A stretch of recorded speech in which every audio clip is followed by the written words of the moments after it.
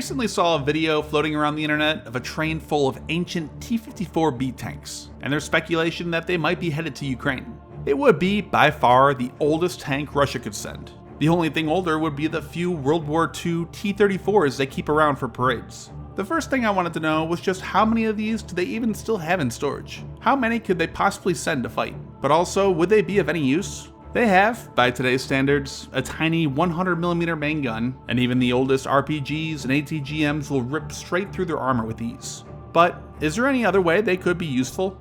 And while searching for information for this video, I come across a lot of sites that might be considered less than reputable. So you have to protect yourself. And one of the easiest ways is with our sponsor, NordVPN. And right now they have a special deal giving you an extra 4 months bonus for free. But I've found it useful for so much more. Their threat protection, blocking everything from intrusive ads and web trackers, and scanning downloads and URLs for malware. The dark web monitor, which notifies you if someone leaks your credentials. Their massive number of servers across 60 different countries enables you to get around geo-restricted sites, like I used here on the Russian MOD site, and much, much more. So with Nord, I get that little extra peace of mind knowing that I'm protected while online. And all with a single click, from your computer, phone, even your Android TV. Nord is also always highly recommended by security and tech experts. So try them out at nordvpn.com/covert. With that link, you'll get an extra 4 bonus months for free with a 2-year plan. They also always have their 30-day money-back guarantee to ensure that you're satisfied with their service. If you're not, you can simply get your money back. Again, NordVPN. First off, we still don't know for sure that these T-54s are going to Ukraine to fight, but we're going to assume they are to explore the matter. First, you might hear the names T-54 and T-55 used together or interchangeably, and that's because they're pretty much the same tank. The T-55 was created pretty much just to have better protection in a nuclear war. All the other improvements that the T-55 had were later retrofitted onto T-54s, so there's really no difference between them. They were mass-produced on just a massive scale. It's estimated between 86 to 100,000 of these series were built. However, it's been a long time since production ended. Lots were exported, scrapped, and ended up in different countries when the Soviet Union collapsed. So, how many does Russia have today? I found a lot of vastly different numbers available online, from less than 600 to 1,100 to 2,800. But looking through satellite imagery, we could try to count them. The difference in length and width between a T-55, T-62, and T-64 is only about 10 centimeters. So in this 50 centimeter image, the difference is not even 1 pixel. Even the best 25 centimeter imagery, it's still less than half a pixel, so it's extremely difficult, nearly impossible to distinguish them. So I searched for a long time instead, trying to find images of each base. That way I can get a closer view. The T-54s/55s and T-62s are pretty easy to tell because they only have 5 wheels. All the others have 6. So that means distinguishing those two from the rest is pretty easy. Then the T-54s and T-55s have a gap between the first and second set of wheels. The T-62 has the gaps in the back. Also, the turret rotates, so you can't use a turret to determine what's the front and the back, as I've seen a lot of people mistakenly do. And they also travel typically with the turret facing rear. Also, the main gun on the T-54s and 55s has the bore evacuator, or that big bulge there at the end, where the T-62s is more in the middle. So, going through each base, finding pictures, even in these old videos of each, there are no T-54s or 55s at the 22nd, 103rd, 227th, 349th, or 2544th. The 1311th is hard to tell. At first, it seemed no, but after looking for a long time, there does seem to be a few. At most, maybe 20. The 111th is a big one. There's roughly 1,000 tanks here, of all types. But after looking for a long time, it has between 222 to 317 as of September 2022. Some of these here were just too hard to tell. And then finally, the 1295th.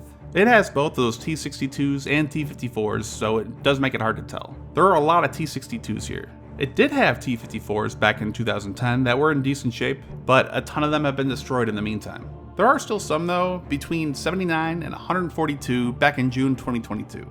So that gives us a grand total of about 300 to 500 T-54, T-55s that Russia has in storage. Now, I could have missed some. Again, it's nearly impossible just to tell from satellite imagery, and there's only so many pictures of these sites online that are of recent, but I did check each site over and over and over again. So that's not a lot when you consider that Russia has already lost nearly 2,000 tanks in Ukraine. But if they could get 200 operational and deployed, that's enough for 6 full tank battalions. There's several issues though. One is these tanks require a 4th crew member. All Russian tanks today only have 3 because they have an autoloader to load rounds into the main gun. The only exception is the also extremely old T-62, which Russia was supposedly going to eliminate and scrap all of their T-62s by 2013. That clearly never happened though, as Russia then sent some to Syria in 2018, and we've seen some in Ukraine. But most tanks don't have that 4th crew member, so to use these T-54s, it not only requires training a bunch of loaders, which could take a lot of time and practice to become real efficient at, but also means they need 33% more manpower per tank.